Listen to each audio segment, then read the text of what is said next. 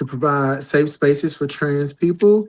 And the mission of Transfusion is to open up a platform to where trans women can share their stories unapologetically and also freely with, support and advice from people that look like them.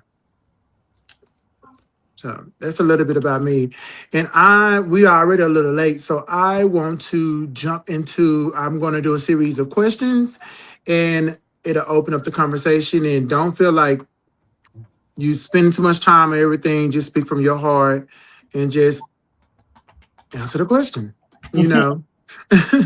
So I'm gonna start with the first question. Of course, the show, like I said, is about healing and talking about how we portray to be healed from certain situations and certain issues and things. I want to ask the question: when was the last time you said I was healed from something, knowing that you wasn't healed? Mm. Ooh, When that's I a moved into this new relationship, child, Let's talk about it. I knew I wasn't healed from no one, no shade. I feel like I was just like trauma bonded, to be honest. I mean, I'm happy where I am now, don't get me wrong. But at the beginning, like it was really, really rocky because I was really trauma bonded instead of just taking time to myself and finding some inner peace, chasing love, you know. When you say trauma bonded, like give an example. Of what would you consider trauma bonded? Because me and Courtney, we Um, recently just had a conversation about.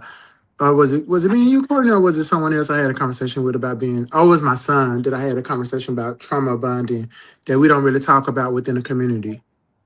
as in like, I went through a lot with my old boyfriend, like a lot, and like we was on and off, and instead of me just like taking time like to myself, I just jumped into the next relationship, trying to use that as a way to get over, the past person that I was dealing with.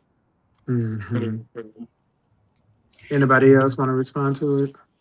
I yeah. think I go ahead, go ahead, go ahead. Oh, um, I have to take it back to before my transition. Um, I jumped in. I'm a nomad, so I move. So, I felt like when I moved to Chicago, I thought I was healed because I was in a perfect. I thought it was a good relationship. I thought I was, happy. Until I start realizing that I was masking those feelings of something's missing until I, had my suicide um, Mm. attempt. So I was like, okay, if something's really missing in my life, I don't know what it is. Until I had to sit down and reflect with myself. And that's when I made the hardest decision. Well, I thought it was the hardest decision, but this is like the best decision of my life to transition because with the transition, I lost a lot of people. So, and that's how I knew that I was on the right step of healing. Am I healed? No, but I'm still moving towards it. I also think that's another subject we don't really talk about. Like when it comes to like transitioning, when we are really dedicated to transition, we have to accept the fact that a lot of people are not accepted to it, and that transitioning means losing a lot of people that you really care about.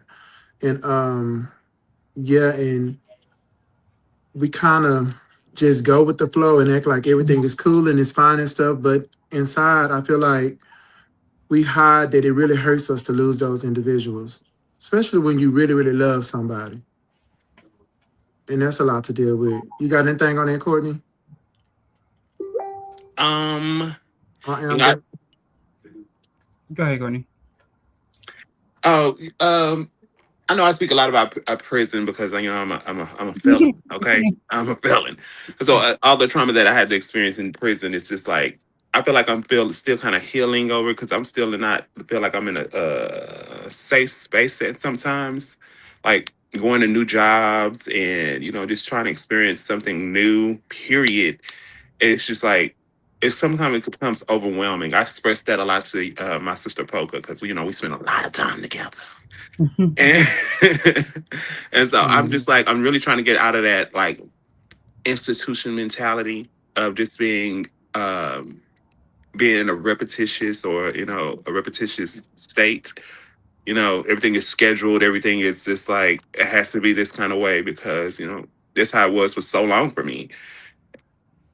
Yeah, trauma. I I think my most recent experience, probably I could say, would be just the other day, Poke, when we was on the phone and you asked me was I okay or was I good, and I actually lied to you and I told you I was, um, and I told you I had it under control, but I really don't, and I feel like I'm struggling. You know what I'm talking about, right? I got you.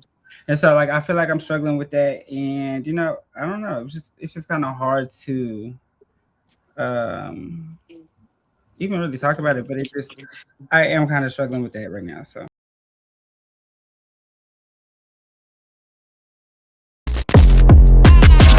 I'm a bad bitch. I'm a